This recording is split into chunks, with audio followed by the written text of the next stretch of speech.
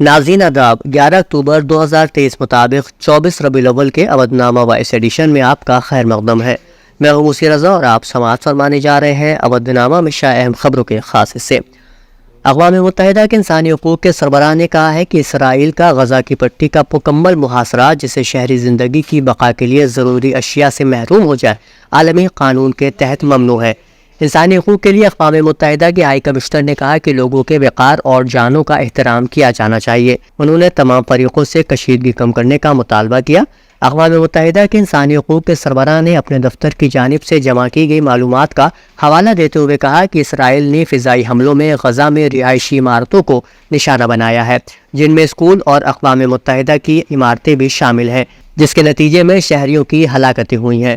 شہزادہ بن سلمان نے مصری صدر عبدالفتاح السیسی کے ساتھ غزہ میں کشیدگی کو روکنے کے لیے کوششیں تیز کرنے کی ضرورت پر اتفاق کیا۔ سعودی عرب کے ولی عہد شہزادہ محمد بن سلمان نے کہا کہ فلسطینی عوام کے حقوق کے حصول کے لیے ان کے ساتھ سعودی عرب کھڑا ہے۔ وہیں وزیر اعظم نریندر مودی اور اسرائیل کے وزیر اعظم بنجامن نتنیاہو کے درمیان منگل کے روز فون پر اہم بات چیت ہوئی۔ بات چیت کے بعد وزیر اعظم مودی نے کہا کہ حماس کے ساتھ چل رہی جنگ کے درمیان ہندوستان کے لوگ یہودی ملک کے ساتھ مضبوطی کے ساتھ کھڑے ہیں۔ منگل کو یوپی کابینہ کی میٹنگ ہوئی، کل 21 تجاویز پر تبادلہ خیال کیا گیا۔ شہری ترقیات کے وزیر اروند کمار شرما نے کہا کہ 19 تجاویز منظور کی گئی ہیں۔ محکمہ شہری ترقیات اور محکمہ سماجی بہبود کی ایک تجویز کو ملتوی کر دیا گیا ہے۔ یوپی حکومت نے ڈاکٹروں کی سبکدوشی کی عمر کی حد بڑھا کر 65 برس کرنے کا فیصلہ کیا ہے، لیکن انتظامی سروس میں تعینات ڈاکٹروں کو 62 سال کی عمر میں ہی ریٹائر کیا جائے گا۔ تجویز کے تحت سرکاری اسپتال، میڈیکل کالج و دیگر اداروں میں تعینات ڈاکٹر اب 65 سال تک اپنی خدمات دے سکیں گے۔ حالانکہ چیف میڈیکل افسر، ضلع تبدق افسر، چیف میڈیکل افسر جیسے انتظامی عہدوں پر تعینات ڈاکٹروں کو پہلے کی طرح 62 سال کی عمر میں ہی سبکدوش کر دیا جائے گا۔ انہوں نے بتایا کہ اگر کوئی ڈاکٹر 62 سال کی عمر میں ہی سبکدوشی لینا چاہتا ہے تو اسے ایسا کرنے کی اجازت ہوگی۔ دہلی کی پٹیالہ ہاؤس کورٹ نے نیوز کلک کے بانی مدیر پربیر پرکائست اور HR ہیڈ امت چکرورتی کو 10 دنوں کے لیے جیل بھیج دیا ہے۔ ان پر غیر قانونی سرگرمی روک تھام ایکٹ یعنی UAPA کے تحت معاملہ درج ہے۔ معاملے کی سماعت کے دوران دہلی پولیس نے ان دونوں کی حراست نہیں مانگی، جبکہ پرکائست کے وکلاء نے جیل بھیجے جانے کی یہ کہہ کر مخالفت کی کہ صحافت کو دہشت گردانہ سرگرمی کا نام نہیں دیا جا سکتا۔ واضح رہے کہ پرکائست اور چکرورتی کو دہلی پولیس کی اسپیشل سیل نے 3 اکتوبر کو گرفتار کیا تھا۔ گزشتہ دنوں اختتام پذیر ایشین گیمز میں ہندوستانی کھلاڑیوں کی کارکردگی تاریخی رہی۔ ان کھلاڑیوں کی حوصلہ افزائی کے لیے آج وزیر اعظم نریندر مودی نے ایک تقریب میں سبھی سے ملاقات کی۔ اس دوران وزیر برائے کھیل انوراگ ٹھاکر اور کچھ دیگر اہم سیاسی لیڈران بھی موجود رہے۔ دہلی کی میجر دھیان چند اسٹیڈیم میں منعقد ہوئی اس تقریب میں پی ایم مودی نے ہانگزھو سے لوٹے سبھی کھلاڑیوں کا استقبال کیا۔ وزیر اعلیٰ یوگی آدتیہ ناتھ نے کہا ہے کہ آیوش کے میدان میں بے پناہ امکانات ہیں، ہمیں آیوش کے میدان میں نئی تحقیقات کرنا ہوں گی۔ وزیر اعلیٰ منگل کو لوک بھون میں 393 ہومیوپیتھک فارماسسٹوں کی تقرری نامہ تقسیم کرنے کی تقریب سے خطاب کر رہے تھے۔ انہوں نے کہا کہ ریاست کے مختلف اسپتالوں کے لیے 393 آیوش فارماسسٹ ہومیوپیتھی کے نظم و ضبط کو مسلسل آگے بڑھائیں گے۔ انہوں نے کہا کہ لوگ آیوش کے میدان میں اپنا کیریئر بنانے میں ہچکچاتے ہیں، ایسے میں نوجوانوں کو تحریک دینے کی بھی ضرورت ہے۔ آیوش سے جڑے ہر ڈاکٹر کو اپنی جھجک دور کرنی چاہیے، اس سمت میں ریسرچ کریں اور اس صنف کو فروغ دیں۔ یوپی کے وزیر اعلیٰ یوگی آدتیہ ناتھ نے سابق وزیر دفاع اور ریاست کے سابق وزیر اعلیٰ ملائم سنگھ یادو کو ان کی پہلی برسی پر یاد کرتے ہوئے خراج عقیدت پیش کیا۔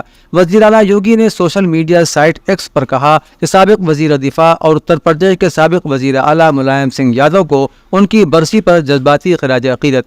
ملائم سنگھ یادو کی برسی پر ریاست بھر میں تقریبات کا انعقاد کیا جا رہا ہے، جس میں ایس پی کارکنان اور لیڈران بڑھ چڑھ کر حصہ لے رہے ہیں۔ ملائم سنگھ کے آبائی گاؤں سفئی میں بھی ایک بڑی تقریب کا انعقاد کیا جائے گا۔ وہ طویل عرصے تک بیمار رہنے کے بعد گزشتہ سال 2022 میں انتقال کر گئے تھے۔ اتر پردیش کے نائب وزیر اعلیٰ کیشو پرساد موریہ نے کہا کہ بلاک چیف اور بلاک ڈیولپمنٹ افسران کو ترقیاتی منصوبوں کو نافذ کرنے کے لیے باہمی تال میل پیدا کرنا چاہیے۔ انہوں نے کہا کہ ترقیاتی کام زمین سرزمین پر نظر آنے چاہیے. نیز یہ کہ بلاک چیف کو غریبوں کی فلاح و بہبود اور گاؤں کے غریبوں کے لیے چلائی جانے والی اسکیموں کے نفاذ میں حصہ لینا چاہیے. انہوں نے کہا کہ block chief, block development officer, Pradhan اور ایریا پنچایت ممبران لازمی طور پر ہر ماہ کے پہلے ہفتے میں بلاک میں میٹنگ کریں اور ترقیاتی منصوبوں کو عملی جامہ پہنانے میں اپنا مثبت کردار ادا کریں اور مسائل کو بھی حل کریں. شیعہ پی جی کالج لکھنؤ میں یو Manthan model G20 inter college مقابلے کا انعقاد کیا گیا.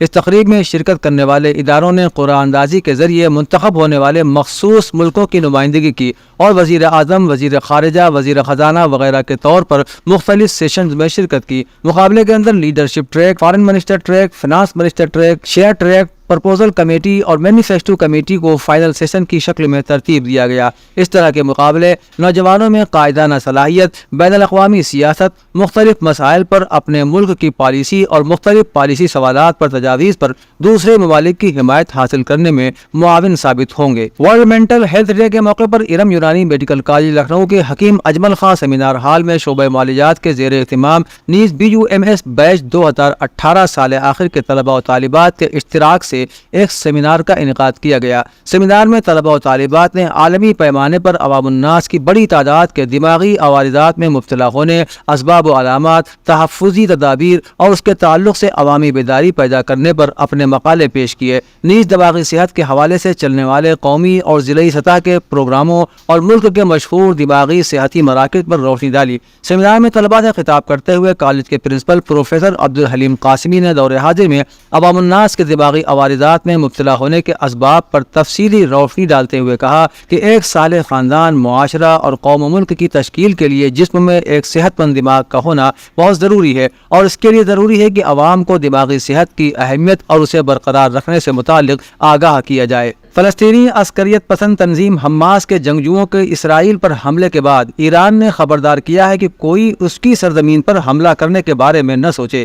ایرانی حکومت نے حماس اور اسرائیل کے مابین جاری جنگ سے لا تعلقی کا اعلان کیا ہے. ایران نے خبردار کیا ہے کہ حماس کی طرف سے اسرائیل پر حملے کے بعد کوئی ملک ایران پر حملہ کرنے کی کوشش نہ کرے. ایرانی وزارت خارجہ کے ترجمان ناصر کنعانی نے وضاحت کی کہ ان کا ملک اس تنازع میں شریک نہیں ہے اور اسرائیلی حکومت ایران کے خلاف کسی بھی قسم کی جارحیت کرنے سے باز رہے. چین کے صدر شی جن پنگ نے پیر کے روز اعلیٰ امریکی قانون سازوں کے ایک وفد سے بیجنگ میں ملاقات کی اور کہا کہ چین اور امریکہ کے درمیان تعلقات انسانی تقدیر پر اثر انداز ہوں گے. چینی میزبان نے کہا کہ دنیا میں تبدیلی اور انتشار کے اس دور میں چین اور امریکہ کے درمیان تعلقات کی نوعیت سے بنی نوع انسان کے مستقبل اور ان کی تقدیر کا تعین ہوگا. چین اور امریکہ تعلقات کو دنیا کا سب سے اہم دو طرفہ رشتہ قرار دیتے ہوئے شی جن پنگ نے زور دیتے ہوئے کہا کہ میں نے متعدد صدور کے ساتھ کئی مرتبہ یہ بات کہی ہے کہ ہمارے پاس چین اور امریکہ کے تعلقات کو بہتر بنانے کی ہزاروں وجوہات ہیں، لیکن ان تعلقات کو خراب کرنے کی ایک بھی وجہ نہیں ہے.